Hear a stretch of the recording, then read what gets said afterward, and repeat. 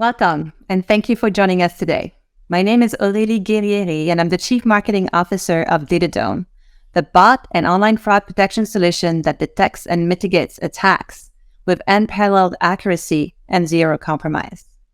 Today, I am joined by two tech-minded business leaders to discuss their entrepreneurial journey, the challenges automated threats pose to digital businesses, and how critical bot mitigation is to not only protecting businesses, but also the consumers they serve. Henry Shi is the co-founder of Super.com, the mobile commerce and fintech company that enables consumers to experience more of what life has to offer. Under Henry's leadership, Super has grown to over 30 million users and exceeded $1 billion in sales. Prior to Super, Henry held an engineering position at Google in co-founded You Mentioned. Henry's entrepreneurial accomplishment has been recognized by Forbes 30 Under 30. Welcome, Henry. Thanks for having me. Benjamin Fabre is the co-founder and CEO of DataDome, which he co-founded in 2015. With over 20 years of experience as a technologist specializing in scalable web infrastructure, AI-powered data stream processing, and SaaS technologies, Benjamin helps solve the most complex cybersecurity challenges for online businesses. Welcome. Hello, Aurélie. Hello, Henry. Henry, you have a technology background with degrees in computer science and a focus in machine learning, right up our alley. How did you make the leap to becoming an entrepreneur and starting Super? This is my third company, all in the consumer tech space. And I just love building companies, being able to take an idea, work with a great team, test it, move quickly, iterate, and bring it to life and really make a big impact. So it's been great. I've loved building companies. And for Super, it's been really incredible journey growing the company to where we're at today, having the opportunity to really help people across America who are commonly underserved or don't always have access. So our way to help provide savings, benefits, rewards, credit building, and things like that to a 100 million population is incredible. We've grown a company tremendously over the last few years. Now we're over 250 people, raised over $100 million, done over $1 billion in sales. So it's just been an incredible journey, growing, scaling the company, and being able to make an impact and help our customers along the way. Congratulations. Benjamin, I'm sure that resonates with you. You also recently shared your entrepreneurial journey with students at NYU. Can you give us the Cliff Notes version of why you started DataDome? Yeah, sure. So as Henry, DataDome is the third company I've created. On my side, with the same partner, Fabien. Before DataDome, we have built Trendybuzz. It was a social media monitoring company. We are providing a SaaS solution for brands to monitor their reputation online. So we had to develop bots to fetch content from many websites. And that's the moment when we discovered that websites, mobile apps were not really protected against automated traffic, and that most of this automated traffic is illegitimate, trying to generate a lot of risk in terms of cybersecurity. So that's the very beginning of DataDome. We've developed a first version of the solution, and we discovered that the bot traffic and the bad bot traffic was huge, generating a lot of risk for digital businesses on the internet. So, bad bots. This is what brought Super and DataDome together. So, Henry, can you tell us a bit more about the challenges fraudsters using bots were causing for Super? Sure. Yeah. We operate both a marketplace where we're the merchant record, as well as an issuer where we have a card and wallet. And we actually use DataDome across all of our products now. So our entire suite of products. And historically, when we first worked together, it was around bad actors and scripters who were getting our sites, accessing our deals, making fake reservations and purchases, and really taking the opportunity from our customers. So we wanted to do a much better job at preventing that and doing more automated and scalable fashion. So that was kind of the initial use case. And now sort of we expand that towards all types of bots, scraping, crawling, different types of attacks or other types of bad actors. So it's been kind of that partnership over time. And how would bots have impacted your consumers? Would they, get in front of deals before customers or make them available somewhere else? Like, what was the impact for the final end user? Yeah, for our users, a lot of times it would be, they would maybe not take the deal away from our actual customers who needed to save money. So taking away that opportunity, as well as taking competitive intelligence, as well as also finding potential exploits or other ways to defraud a company of money when we can be better helping our customers. Stealing deals from consumers, potential cyber risks, and a lot of other nefarious consequences. I'm glad you brought up scraping because we recently published a report looking at automated threats against e-commerce sites during the holiday season. And scraping was by far the most prevalent type of attack in terms of number of requests.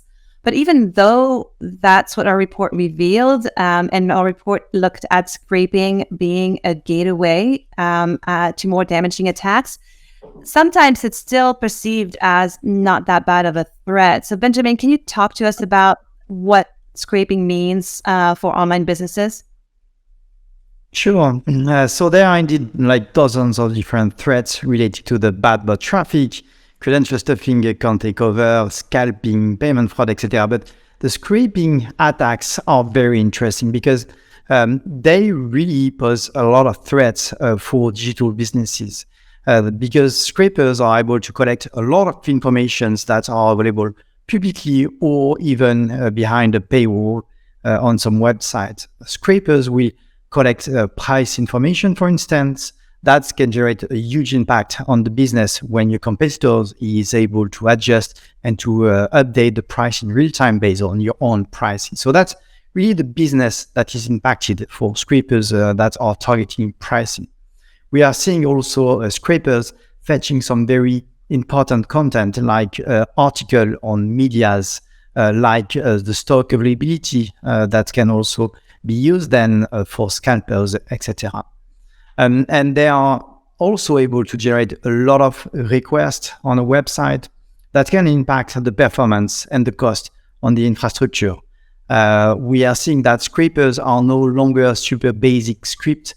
They are now very sophisticated, distributed across millions of IP addresses, and they are able to target the weakest spot in the infrastructure, not only the website, but also the mobile app or the different APIs.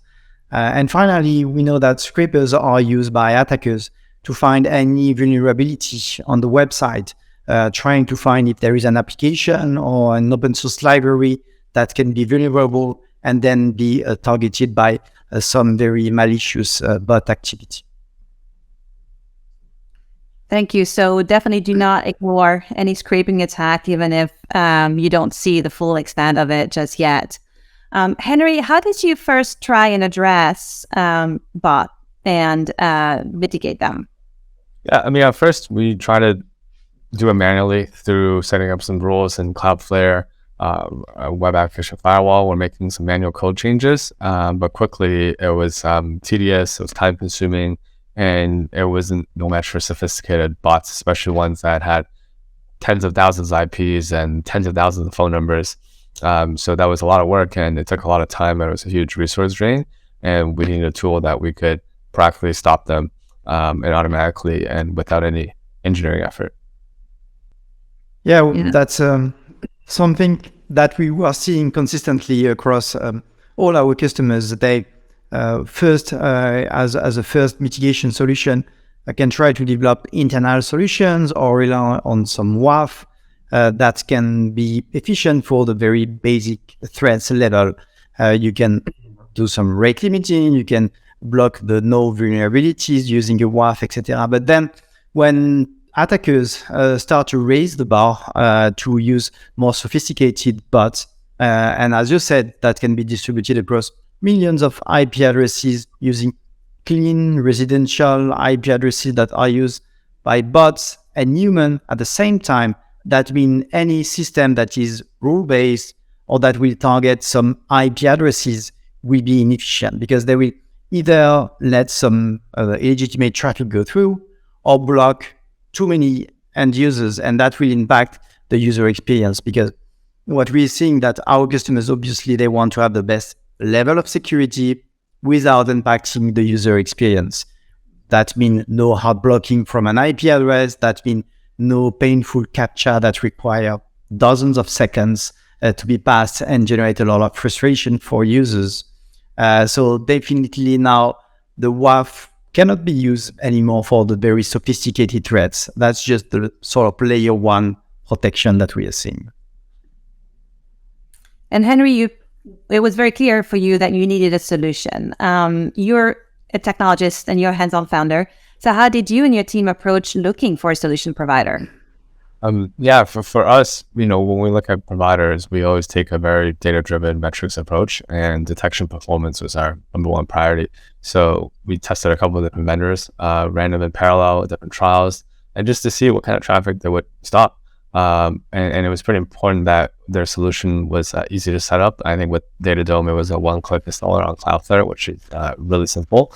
A lot of other companies had to set up a custom instance and do some special tagging and scripting, whereas DataDome was really just one click and almost self-serve, which is incredible. And then I think at the end, DataDome had the best performance. They were able to detect the most amount of bad traffic, both in terms of like known cases, but also unknown cases. So it's really just, I think the data spoke for itself.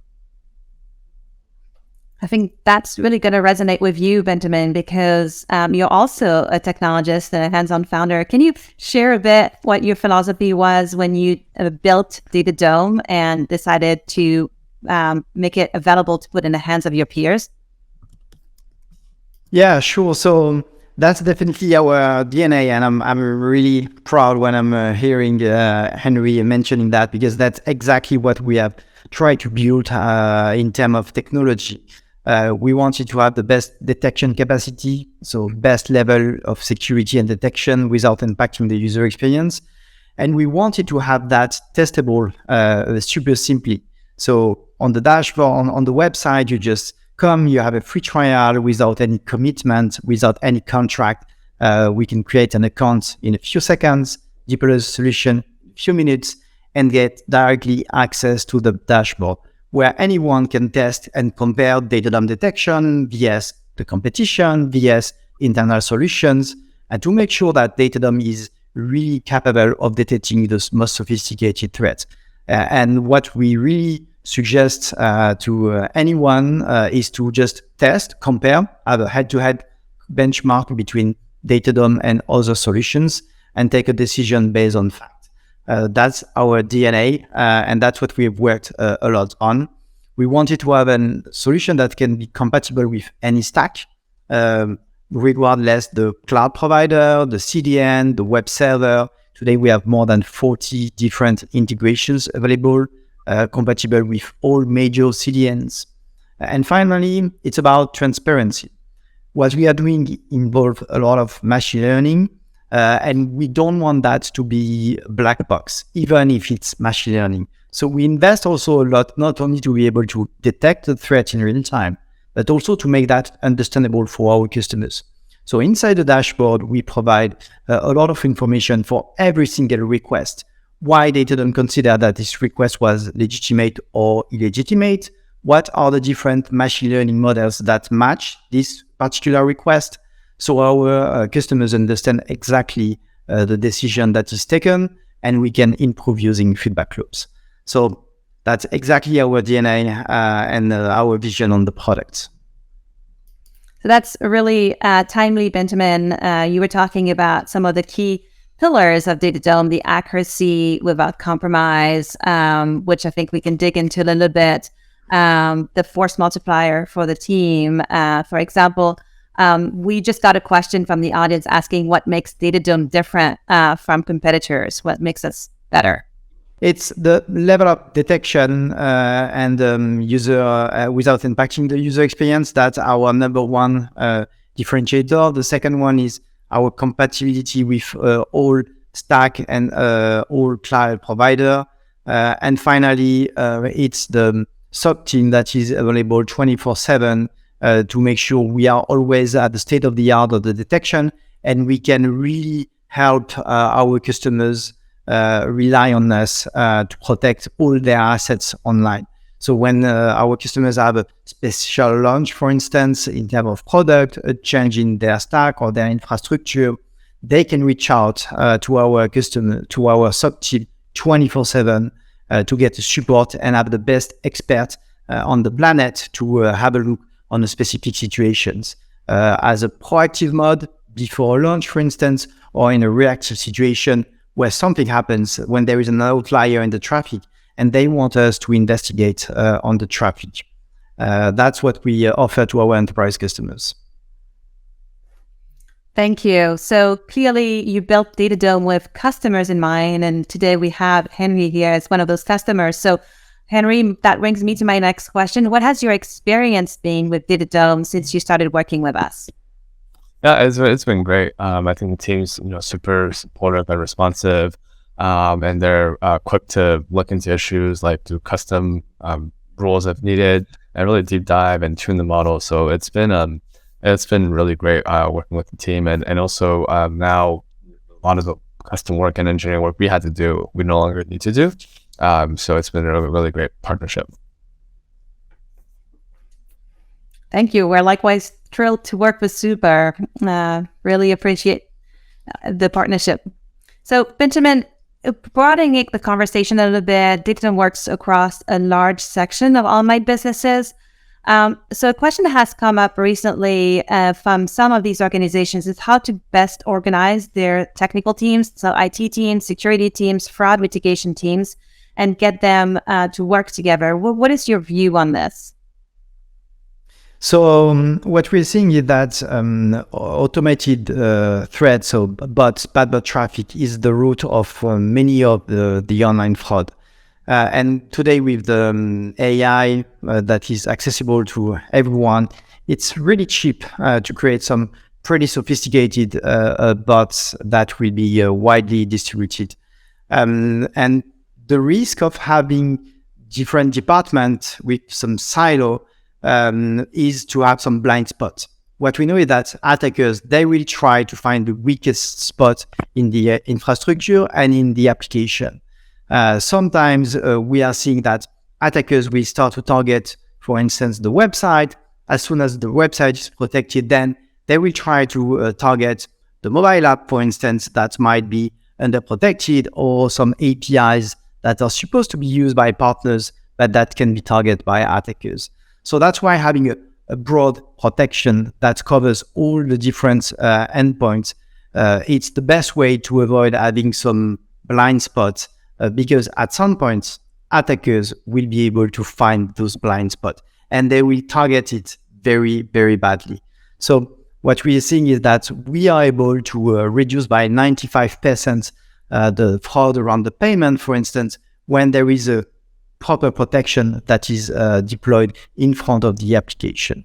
And in the next coming month, we will have more news to share with the ecosystem to keep increasing the level of security and targeting more and more sort of fraud on every single digital businesses.